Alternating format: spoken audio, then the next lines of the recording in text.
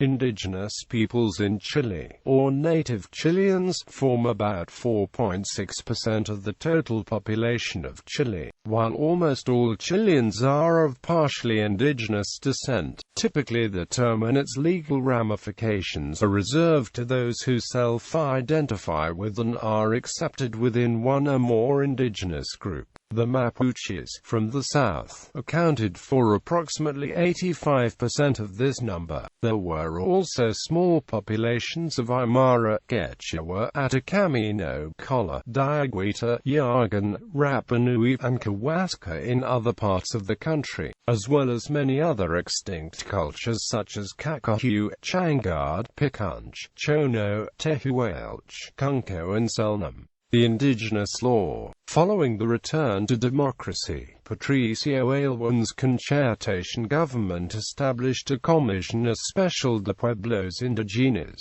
whose report provided the intellectual framework of the indigenous law, or Law and Decree 19253, promulgated on September 28, 1993 by Aylwin. The indigenous law recognized in particular the Mapuche people, victims of the occupation of the Atacameño from 1861 to 1883, as inherent part of the Chilean nation. Other indigenous people officially recognized included Aymaras, Atacameños, Kollas, Quechuas, Rapa Nui, Yaghanas, Kawaskhars and Diaguita. Despite this state proclamation of indigenous rights, conflicts brought by land occupations and Mapuches claims lead to state repression and the use of the anti-terrorist law against Mapuche activists, a law voted by the military junta. The law established the National Corporation for Indigenous Development, which included directly elected indigenous representatives, advised and directed government programs to assist the economic development of indigenous people. It also gives indigenous people a voice in decisions affecting the lands, cultures, and traditions and provides for bilingual education in schools with indigenous populations. Approximately one-half the self-identified indigenous population remained separated from the rest of society, largely due to historical, cultural, educational, and geographical factors. Both internal factors and governmental policies limited the ability of indigenous people to participate in governmental decisions affecting their lands, cultures, traditions, and the allocation of natural resources. Indigenous people also experienced some societal discrimination and reported incidents in which they were attacked and harassed. A 2003 Ministry of Planning survey reported that indigenous people earn 26% less than non-indigenous citizens for similar work. Chile is one of the 20 countries to have signed and ratified the only binding international law concerning indigenous peoples, Indigenous and Tribal Peoples Convention, 1989. It was adopted in 1989 as the International Labour Organization Convention 169. Chile ratified the convention in 2008. In November 2009, a court decision in Chile, considered to be a landmark in indigenous rights concerns, made use of the ILO Convention 169. The Supreme Court decision on Aymara water rights upholds rulings by both the Pozo Almonte Tribunal and the Iquique Court of Appeals, and marks the first judicial application of ILO Convention 169 in Chile.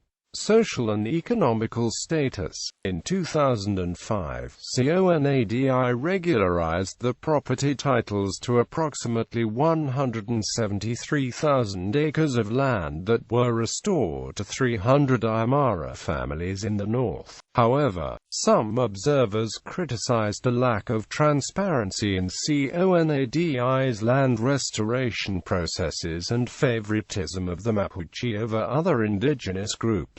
The Ministry of Education provided a package of financial aid consisting of 1,200 scholarships for indigenous elementary and high school students in the Atacameño region during 2005. The government also implemented the Indigenous Scholarship Program that benefited 36,000 low-income Indigenous, elementary, high school, and college students with good academic performances. The Mapuche conflict. As of 2009, there were instances of violent confrontations between indigenous Mapuche groups and landowners, logging companies, and local government authorities in the southern part of the country. The actions took the form of protests and, occasionally, instances of rock-throwing, land occupations, and burning of crops or buildings. Many of these actions were initiated by the Coordinadora Arco-Malaco, an indigenous group that has been accused of terrorist acts. 3 Cam-related Mapuches and a non-indigenous sympathizer remained imprisoned in a 2001 arson case in which anti-terrorism penalties were applied. The 4 initiated a hunger strike in March, demanding that terrorism convictions be voided to allow the release on parole. In April, the court acquitted 2 other individuals of all charges, criminal and terrorist, in the same case. In September, the Senate rejected a proposed law to allow the release of the 4 imprisoned on terrorist charges. Government-sponsored legislation which would clarify the application of the anti-terrorism law remained pending at year's end. The government did not act on a United Nations Special Rapporteur's 2003 recommendation that there be a judicial review of cases affecting Mapuche leaders. The government had not applied the anti-terrorism law in Mapuche-related prosecutions since 2002.